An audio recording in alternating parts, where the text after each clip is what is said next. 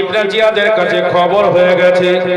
এবার ইবনে জিয়াদ তখন বাবা জানো হযরতে হানির কাছে লোক পাঠালো, হযরতে হানিকে ডেকে পাঠালো।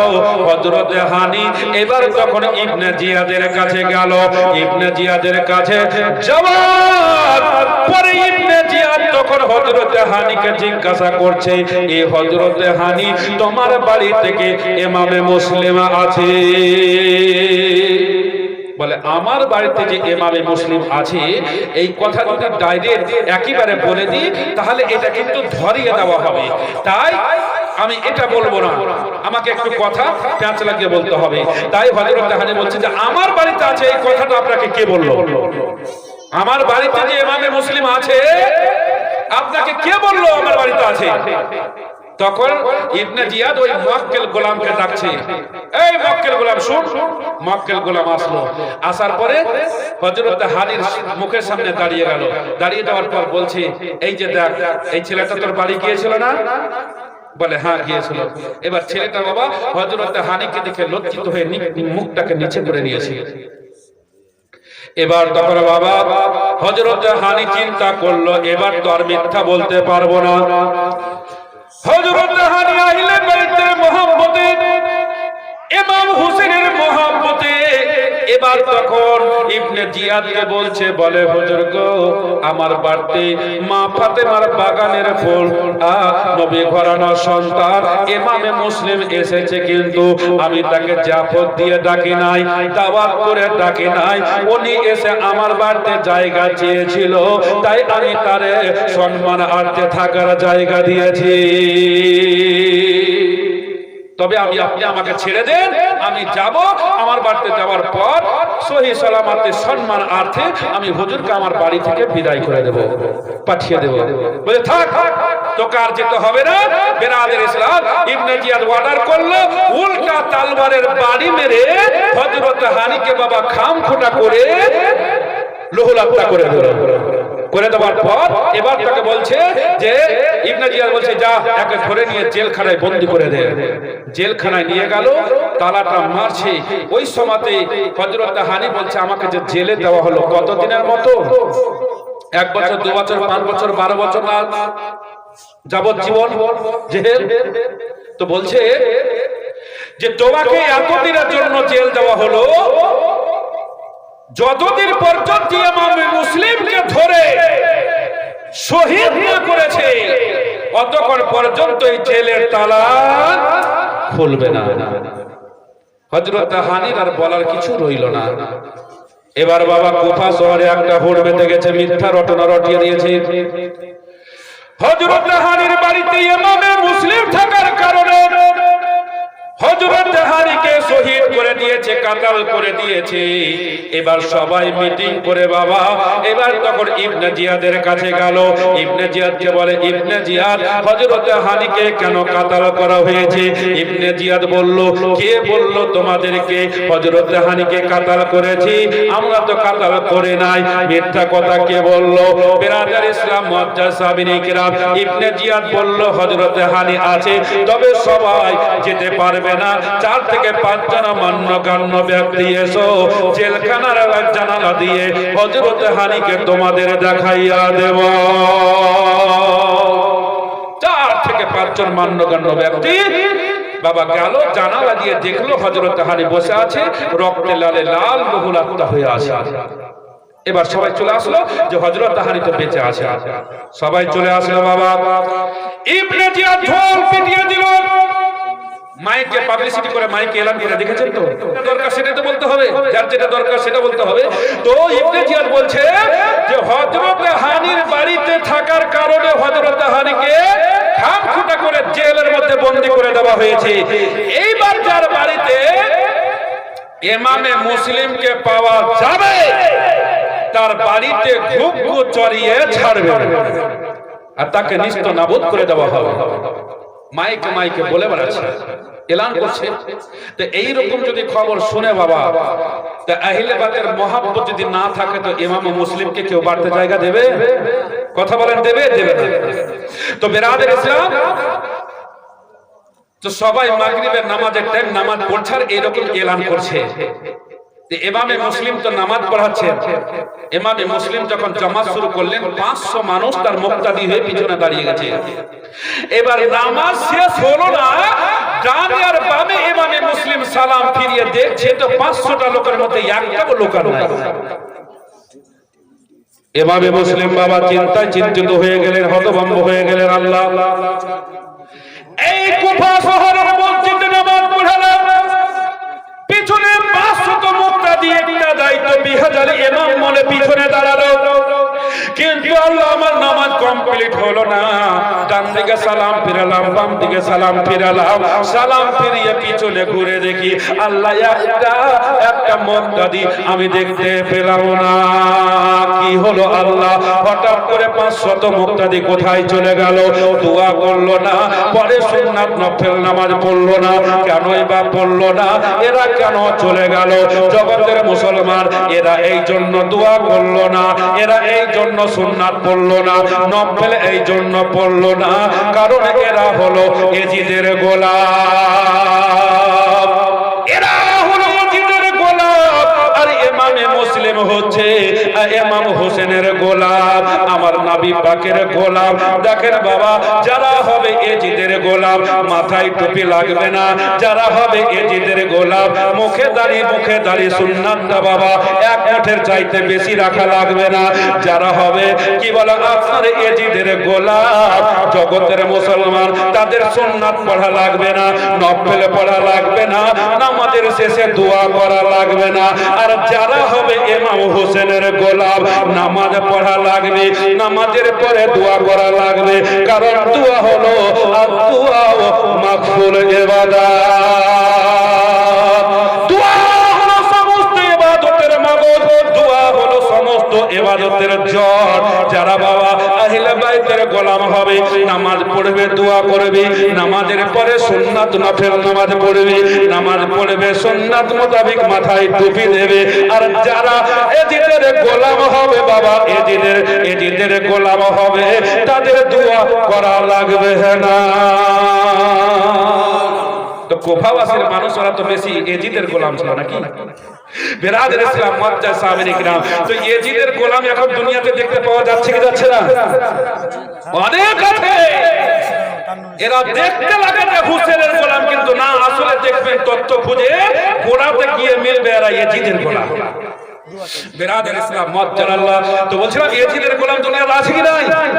আছে। আর হুসেনের গোলাম, আহলে বাইতের গোলাম আছে। তো বিরাদর ইসলাম দেখে চিনতে কোনো অসুবিধা হবে যে কোনটা এজিদের গোলাম, কোনটা আহলে বাইতের গোলাম? কোনো অসুবিধা হবে না। বিরাদর ইসলাম মুআজ্জাজ সামিনী কিরাম, যারা হবে আহলে বাইতের গোলাম, হোসেনের গোলাম, আমার নবী মুস্তাফার গোলাম, তাদের চেহারা দেখে চিনতে কোনো অসুবিধা হবে না। যারা হবে এজিদের গোলাম, বিরাদর ইসলাম মুআজ্জাজ সামিনী কিরাম, তাদের চেহারা দেখে চিনতে অসুবিধা হবে না। এবার ইমামে মুসলিম চিন্তা করছে, কারে জিজ্ঞাসা করব, কে বা বলবে যে এত মানুষ কিসের কারণে গেল? কারণ দেখার তো কিছু একটা হবে। তো একটা লোক এসে মসজিদে একটা পানির হাউজ আছে, হাউজ থেকে পানি তুলছে, উজু করছে। তো লোকটাকে জিজ্ঞাসা করছে, ইমামে মুসলিম বলছে লোকটাকে জিজ্ঞাসা করি কারে করবো, ওকেই বলি। তো বলছে চাচা, বলে কি হলো?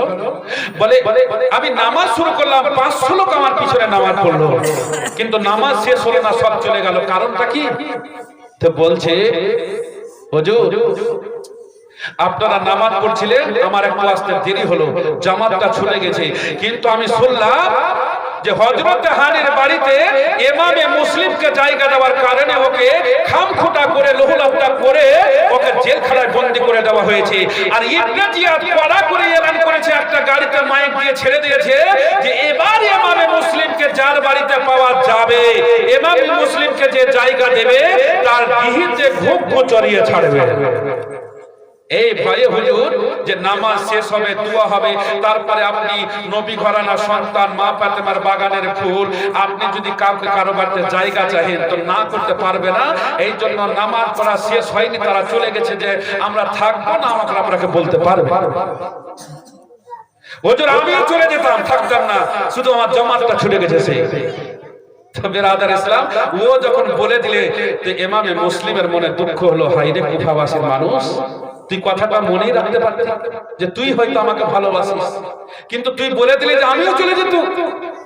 যেমন বাবা একটা কথা, যে কিছু লোক বলে যে একটা মাওলানা সাহেব স্টেজ জালসা করতে চেপেছে, তো চাপার পরে চোখ দুটো বন্ধ করে নিয়েছে। কটা লোক আছে, কটা গেছি তার ওর খবর নেই। 3 ঘন্টা ধরে ওয়াজ করছে, চোখই আর খুলে না। তো বেরাদের ইসলাম 3 ঘন্টা পর ও চোখ খুলছে, যে ওর আইডিয়া আছে যে এতক্ষণ ধরে বললে, এতটি ঘটনা বললে এতক্ষণ টাইম হইবে। এবার ওরটি ঘটনা বলে দেওয়ার পর বলছে 3 ঘন্টা পুড়ে গেছে, চোখটা খুলে দেখছে যে একটাও মানুষ নেই। একখিটা বুড়ি মানুষ কোন করে ঠান্ডাতে গিলব গাইতে হুল হয়ে বসে আছে, বললো গোল হয়ে বসে আছে। তো বেরাদের ইসলাম, তো মৌলভী সাহেব মনে মনে ভাবছে যে এই মেয়েটাকে মনে হয় আমার ওয়াজ পছন্দ লেগেছে, বক্তব্য ভালো লেগেছে, এই আমার বক্তব্য বুঝেছে। তো বেরাদের ইসলাম যেমন মৌলভী সাহেবটা বলছে, তো বুড়ি মা বলছে যে না হরে কৃষ্ণ, আপনার ওয়াজও ভালো লাগেনি আর আমি ওয়াজ বুঝিও নি। তো বলে কেন আছো গো মা? বলে আমিও থাকতাম না, মানে আপনি যে 4টাতে বসে ওয়াজ করছেন ওই 4টার জন্য বসে আছি, আপনি চোখও খুলছেন না, ওয়াজও ছাড়ছেন না, চারও ছাড়ছেন না, আমি নিয়ে বাড়ি বলতে পারছি না। সুবহানাল্লাহ। তো মৌলভী সাহেবের মুখের সামনে বলে দিলে, তো মৌলভী সাহেবটার মনে দুঃখ হলো যে 3 ঘন্টা ওয়াজ কোন এই বুড়িটাকে অপছন্দ হলো না, চারের লেগে বসে আছে। তো বিরাদের ইসলাম যদি ওর মুখের সামনে না বলতো, তো মৌলভী সাহেবের বুকটা ভরতো যে মনে হয় বুড়ি মাটা বুঝেছে। অনুরূপ বিরাদের ইসলাম ইমামে মুসলিম মেয়ের সামনে যদি লোকটা না বলতো যে আমিও থাকতাম না, তো হুজুর মনে করতেন যে আমাকে হয়তো ভালোবাসে, কিন্তু মুখের সামনে বলে দিলে হুজুর আমিও থাকতাম না, জামাত ছুটে গেছে, সেই এই হাঁকা বাঁকা করে নামাজ পড়ে আমিও চলে যাবো। হযরত ইমামে মুসলিম বলছে হায়রে কুফার মানুষ, হায়রে কুফার মানুষ, আহলে বাইতকে চিনলি না, মা ফাতেমার বান্না, মা ফাতেমার বাগানের ফুলকে তোরা চিনলি না। কেন তোরা চিনলি না? একটা নবী ঘরানার সন্তানকে দেখে তোরা সবাই পালিয়ে গেলি রে। এবার ইমামে মুসলিম মসজিদ থেকে বেরিয়ে গেল, বাড়ি তো বাবা কাছে ভিতরে নাই যে বাড়ি চলে যাবে।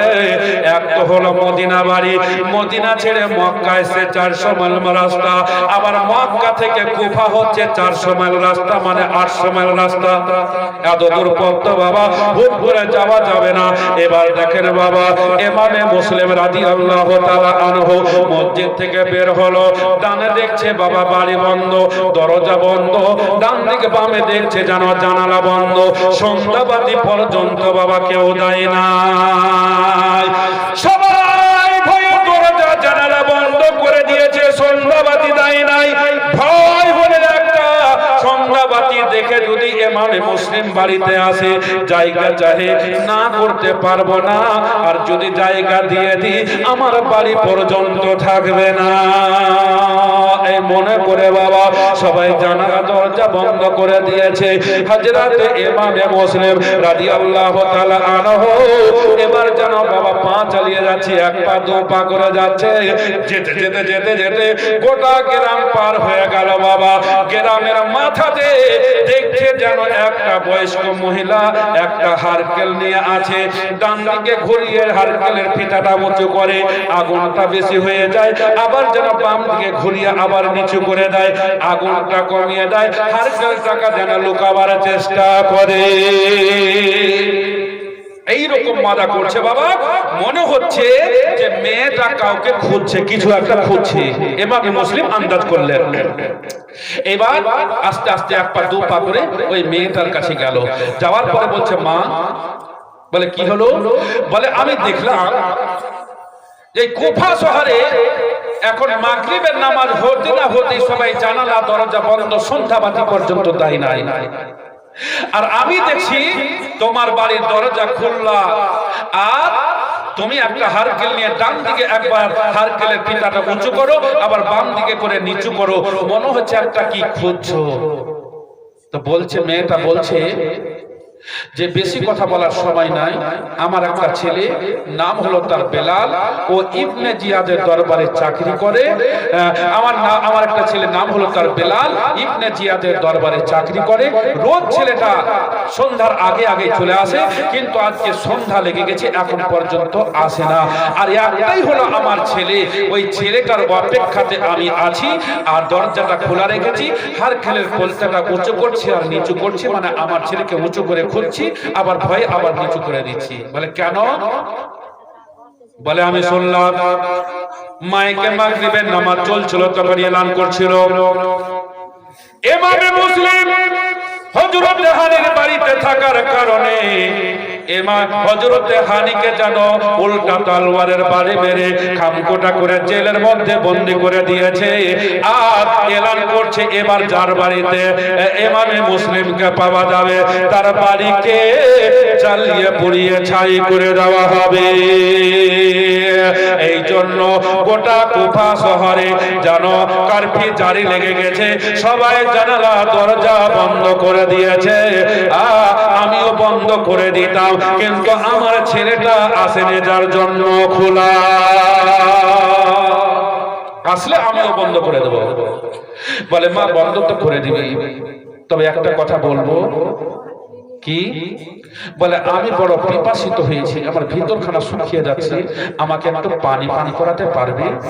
বলে হ্যাঁ পারবো, একটু দাঁড়াও, আমি বাড়ি যাচ্ছি, পানি নিয়ে আসি। এবার বাবা মেয়েটা বাড়ি গেল, নলকূপ থেকে একটা লোটাতে পানি চেপে নিয়ে বাবা দুই হাতে ধরে ইমামে মুসলিমের হাতে দিয়ে দিল। বলে বাবা তাড়াতাড়ি পান করো, আবহাওয়া খারাপ, চারদিকে কারফিউ জারি লেগে গেছে, তাড়াতাড়ি পানি পান করো। আর করার পরে এখান থেকে রাস্তা মাপো। বিরাদর ইসলাম, ইমামে মুসলিম নিলেন, বিসমিল্লাহ বলে পানিটা পান করলেন। পান করে নেওয়ার পর লোটাটা মেয়েটার হাতে ফিরিয়ে দিল। লোটাটা নিয়ে মেয়েটা বাড়ি গেল, বাড়িতে রেখে এসে দেখছে ইমামে মুসলিম দাঁড়িয়েই আছে। বলছে যে পানি চাইলে পানি দিলাম, পানি পান করলে, লোটা দিলে, লোটা দিয়েছ আমাকে, লোটাটা আমি বাড়িতে গিয়ে রেখে আমি ফেরত চলেছিলাম, তুমি আছোই? বাবা তাড়াতাড়ি যাও, আবহাওয়া ভালো নয়, কারফিউ জারি লেগে গেছে। তখন ইমামে মুসলিম বলছে মা তুমি তো আমাকে পিপাসা মানুষ, পিপাসাকে পানি পান করলে, আমার পিপাসা নিবারণ করলে। মা তুমি আমাকে পিপাসা, তুমি আমার পিপাসা নিবারণ করলে, তুমি আমাকে পানি পান করালে। এই পানি হাউজে কাউসারের পানি পান করিয়ে আমি তোমাকে কাল কিয়ামতের মাঠে শোধ করে দেব। মা তবে তোমার নামটা কি একটু আমাকে বলো। মেয়েটা বলল আমাকে বেলালের মা বললে হবে। ইমামে মুসলিম বললে মা বেলালের মা বলে ডাকলে হবে না, আমি ইমামে মুসলিম যখন কাল কিয়ামতের মাঠে হাসরের ময়দানে আমি বেলালের মা বলে যখন ডাকবো, হাজার হাজার কোটি কোটি বেলালের মা তখন দৌড়ে চলে আসবে। এই জন্য বেলালের মা বলে ডাকলে হবে না, তোমার নামটা আমাকে বলে দিতে হবে। তখন তুমি যখন এত বড় কথা বললে কাল কিয়ামতের মাঠে হাসরের ময়দানে হাউজে কাউসারের পানি পান করাবে, আমার নাম যখন লাগবে, আমার নাম শোনো, আমার নাম হলো বেলালের মা তুয়া বিবি। খাতায় নোট করে নাও। এবার নামটা বলে দেওয়া হলো। তখন বাবা তুয়া বিবির মনের মধ্যে একটা কথা জাগলো, আহারে লোকটা পানি পান করতে চাইলো, পানি পান করালাম, আমার নাম জিজ্ঞাসা করলো, হাউজে কাউসারের পানি পান করিয়ে আমাকে সোজ করিয়ে দেবে, কিন্তু আমি তো তার নাম ঠিকানা জানলাম না।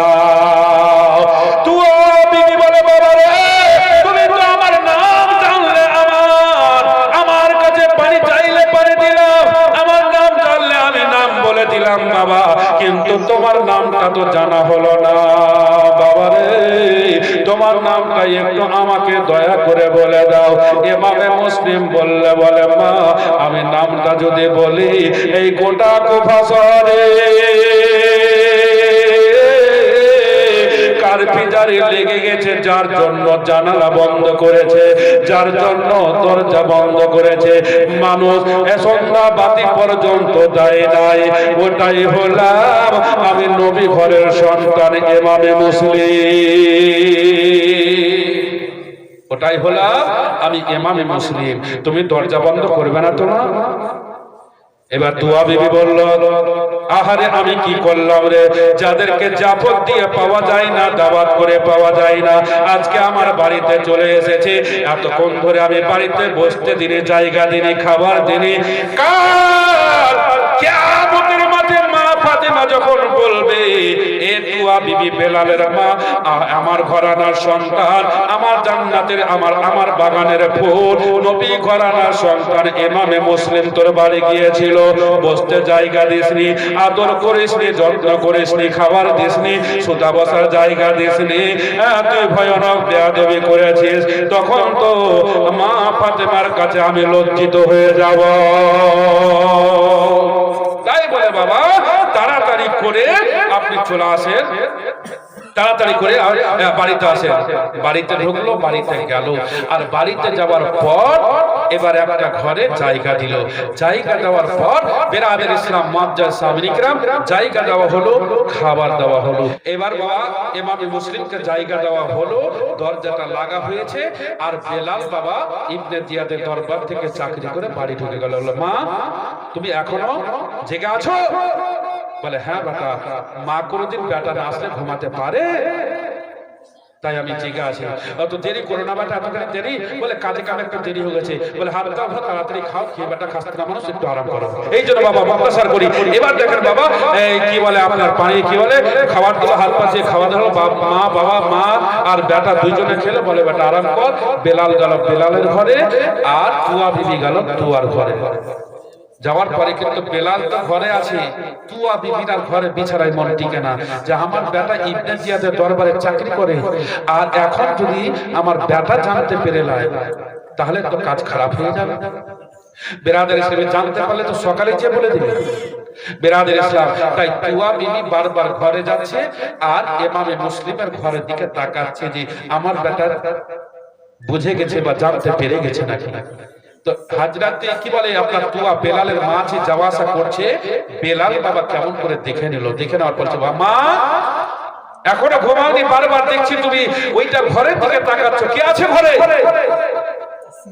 বলে বেটা তুমি আরাম করো। তো বলছে না, নিশ্চয়ই ঘরের মধ্যে কেউ আছে, না তুমি এত রাতে বারবার ঘরের দিকে যাচ্ছ, তাকাচ্ছটা কেন? তো বেরাদের ইসলাম বলছে বেটা আমি বলবো, তবে বেটা তোর মাথায়, হ্যাঁ তুই আমার মাথায় হাত দিয়ে বল, তুই কাউকে বলবি না তো? তুই যদি বলে দিস আমি তোর মা, জনম দুঃখিনী মা, আমি তো, তুই যদি বলে দিস এক ফোঁটা দুধের দাম, কে বলে আমি তোর দুধের ঋণটা আমি মাপ দেব না। বলছে না মা আমি বলবো কেন? বলবো না। বেরাদের ইসলাম ঘটনাটা মধ্যে বলছি না। এবার দেখেন বেলাল চলে এলো ঘরে, রাত হলো, রাত গেল, সকাল হলো, নাস্তা পানি করে রোজ বেলাল যায় 10টার সময় ডিউটিতে, 8টায় বেরিয়ে গেছে, মানে বিছানায় মন টিকে না, মনে মানে কথা বলার জন্য খালি ভিতর ফুটবুট করছে। বেরাদের ইসলাম কিছু মানুষের বাবা কি মানে কথা, বেশি কথা বলা একটা অসুখ থাকে, মানে ও বেশি না বলে থাকতে পারবে না, বেশি বললেই ও সুস্থ থাকবে। তো বেরাদের ইসলাম নবাব শুনেছেন নাম নবাব, এই নবাবের একটা চাকর ছিল, চাকরের বেশি বলে একটা অসুখ ছিল। তো বেরাদের ইসলাম মুআজ্জাজ সাহাবায়ে কিরাম, তো ঘটনাটা বলছি না, নবাবের বললে অনেক মজা ছিল। তো এবার বেরাদের ইসলাম এবার বলছে, সকালবেলাতে মনে করিয়ে দিচ্ছে বেলালের মা, যে বেটা বেলাল তোকে মনে করিয়ে দিলাম, খবরটা তুই কথাটা বলিস না যে আমাদের বাড়িতে ইমামে মুসলিম আছে। বেরাদের ইসলাম মুআজ্জাজ সাহাবায়ে কিরাম বলছে না আমি বলবো না। এদিকে বেলাল যাচ্ছে, আর 20 থেকে 22টা মানুষ খটখট খটখট করে ঘোড়া চালিয়ে আর হাতে তলোয়ার নিয়ে বাবা চলে আসছে কার? ইমামে মুসলিমের সন্ধানে। রাস্তায় বেলালের সাথে দেখা, দাঁড়িয়ে গেল। বেলাল এত কেন দেরি, এত সকালে আজকে? বলে হ্যাঁ। বলে তোরা কোথায় যাবি? বলে আমরা যাবো ইমামে মুসলিমের খোঁজে।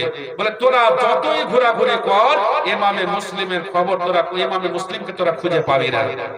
এই কথার মানে কি বোঝাচ্ছে? পাবি না মানে তুই জানিস? বলে হ্যাঁ আমি জানি, তবে বলতে মানে আমি বলবো না। তুই যখন জানিস তোকে বলতে হবে। তো বিরাদের ইসলাম বলছে চলে যা, আমাদের বাড়িতে পেয়ে যাবে, আর বেশি কিছু বলবো না, মা মানা করেছে। কত খাবার বাটা খাবার। বিরাদের ইসলাম সত্যি বলে দিয়ে বলছে বলিস না। বিরাদের ইসলাম এবার যে দেখছে বাবা এই 10 থেকে 20 থেকে 22টা মানুষ ঘোড়া খটাম খটাম করে চলে যাচ্ছে। ইমামে মুসলিম ঘোড়ার আওয়াজ শুনতে পাচ্ছে, বললেন ইমামে মুসলিম বুঝে গেছে হয় না হয় খবর পৌঁছে গেছে, এই ঘোড়ার আওয়াজ মনে হচ্ছে আমার কাছে আসছে। তাই ইমামে মুসলিম বালিশের তল থেকে একটা তলোয়ার ছিল, তলোয়ারটা খাপ থেকে বের করে রেডি করে রেখে দিল, মোকা খারাপ করে অস্ত্র ব্যবহার করতে হবে। বিরাদের ইসলাম এই মনে করে বসে আছে। 20 থেকে 22টা মানুষ গিয়ে বেলালের বাড়ি তুয়ার বাড়ি বাবা ঘেরাও করে নিল। তুয়া বিবিকে বলছে, তুয়া তোর বাড়িতে কি ইমামে মুসলিম আছে? তুয়া বিবি বলল, সারা জীবন নেকির কাজ করেছি, কোনদিন মিথ্যা কথা বলিনি। আজকে এই মা ফাতেমার বাগানের ফুলকে বাঁচাবার জন্য একটা মিথ্যা বলে দেব, যত গুনাহ হয় হবে। কিন্তু বিরাদের ইসলাম যেমনই মিথ্যা বলতে যাবে, অনুরূপ হাজরা কি বলে, আপনার ইমামে মুসলিম বলছে বেলালের মা তুয়া বিবি, হরগিজ তুমি মিথ্যা বলবে না, তুমি বলে দাও আমার বাড়িতে ইমামে মুসলিম আছে। এবার সবাই গেল ইমামে মুসলিমকে নিয়ে বাবা যুদ্ধ শুরু হয়ে গেল। এবার 20 থেকে 22টা মানুষ যুদ্ধ চালাচ্ছে, ইমামে মুসলিম চালাচ্ছে। 20 থেকে 22টা মানুষকে যেন বাবা কি বলে আপনার ফেলে দিচ্ছে, এরা পেরে উঠতে পারছে না। এই করতে করতে বাবা তলোয়ার চালাতে চালাতে চালাতে একজন 20 থেকে 22টার মধ্যে একজন ইমামে মুসলিমের মাথাকে নিশানি করে একটা তলোয়ার মেরেছিল বাবা। যেমনই তলোয়ারটা মারা, ওর আন্দাজ ছিল মাথায় মারবো, পা পর্যন্ত ফেড়ে দুইখানা হয়ে যাবে। কিন্তু ইমামে মুসলিম চালাক মানুষ বুঝে গেছিলেন, মাথাটা টেনে নিলেন। মাথা যেমনই টানা হলো, এই তলোয়ারটা লাগবে তো লাগ, তলোয়ারের আগারটা যে বেলেটের মতো ধার ছিল, এটা লেগে গেল ইমামে মুসলিমের উপরে ঠোঁটে। আর উপরে ঠোঁটে যেমন লেগে যাওয়া, উপরে ঠোঁটটা কেটে একটা দাঁত পর্যন্ত খুলে বাবা পড়ে গেল। যেমনই পড়ে যাওয়া, ইমামে মুসলিম বাবা কাতর হয়ে এবার ছাদের উপরে উঠে গেলেন। উপরে উঠে যাওয়ার পর এরা তখন এখানে একটা বুদ্ধি খাটালো মিথ্যা, কি যে এই মুসলিম উপর থেকে নেমে এসে আর যুদ্ধ হবে না, চলে এসো কথা দিলাম, আর যুদ্ধ হবে না। ইমামে মুসলিম নেমে আসলেন। নেমে আসার পর যেমনই নেমে আসলো, খপ করে তার হাতটাকে ধরে বলে, আর যুদ্ধ হবে না, তোমাকে অ্যারেস্ট করা হলো। অ্যারেস্ট করা হলো চলো ইবনে জিয়াদের দরবারে। এবার ঘোড়াতে করে বাবা ইবনে জিয়াদের দরবারে নিয়ে যাবে। ঘোড়াতে ইমামে মুসলিমকে চড়িয়ে দেওয়া হলো। ইমামে মুসলিমকে চড়িয়ে দেওয়ার পর ওর কাছ থেকে দামি যা কি বলে আপনার তলোয়ারটা এরা আপনার পার্সোনাল ভাবে টেনে নিল। ইমামে মুসলিম বুঝে গেলেন আমার কাছ থেকে তলোয়ারটা তারা চুরি করে নিল। তলোয়ার যখন তারা আমার কাছ থেকে নিয়েছে, আমার বিপদ ঘনিয়ে আসতে আর দেরি না। এবার ইবনে জিয়াদের দরবারে গেল। যাওয়ার পরে ইমামে মুসলিমকে বলছে, ইয়াজিদকে আমিরুল মুমিন বলে মেনে নাও, আর না হলে তুমি যুদ্ধের জন্য তৈরি হও। বিরাদের ইসলাম ইমামে মুসলিম বলল, না আমি ইয়াজিদকে আমিরুল মুমিন বলে মানতে পারবো না। বিরাদের ইসলাম হযরত ইমামে মুসলিমকে এক রাতে সময় দেওয়া হলো, জেলখানাতে ভরে দেওয়া হলো, এই কি বলে আপনার ডিসিশন নেওয়ার জন্য। যাই হোক, এই জেলের মধ্যে সারা রাত রাখার পর এবার জেলের তালা খুলে ইমামে মুসলিমকে নিয়ে আসা হলো। নিয়ে আসার পরে ইবনে জিয়াদের দরবারে হাজির করা হলো। ইবনে জিয়াদ ইমামে মুসলিমকে বলল, তুমি কি ইয়াজিদকে আমিরুল মুমিন বলে মানবে? ইমামে মুসলিম বলল, হ্যাঁ মানবো, তবে আমার একটা শর্ত আছে। বলে কি? ইয়াজিদকে আমিরুল মুমিন বলে মানবো, হোসেনকে ছেড়ে দেব। তো হোসেনের নানার মতো একটা নানা দেখা, আর হোসেনের নানির মতো একটা নানি দেখা। বিরাদের ইসলাম মুআজ্জাজ সাহাবী কিরাম, মা ফাতেমার একটা মা ফাতেমার মতো একটা মা দেখা, তারপরে ইয়াজিদকে আমিরুল মুমিন বলে মানবো। বিরাদের ইসলাম বলে এটা দেখা দিতে পারবো না। বলে দেখাতে যখন পারবি না, তো ইয়াজিদকে আমিরুল মুমিন বলে মানবো না। বিরাদের ইসলাম ইয়াজিদ ঘোষণা করলো, জাল্লাদকে বলে দিল, একে নিয়ে যাও পাড়ার মাথাতে, ছাদের উপরে একে শহীদ করে দাও। পাড়ার মাথাতে ছাদের উপরে নিয়ে যাওয়া হলো। বিরাদের ইসলাম নিয়ে যাওয়ার পর ইমামে মুসলিম আবার পানি পান করতে চাইলো, পানি দেওয়া হলো। উনি বলল, এই দেশে এসে 700 টাকা আমার দেনা হয়ে গেছে, এই টাকাটা তোমরা সুদে দেবে। আর যখন এই টাকাগুলো সুদে দেবে, তারপরে ইমামে মুসলিম আরো অনেক কথা বলেছিল বাবা।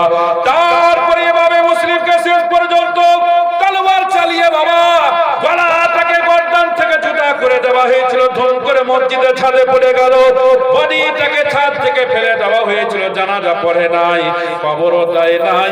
ইমামে মুসলিমের বডিটাকে বাবা কোন দেশের মানুষ এসে তার কাফন করেছিল।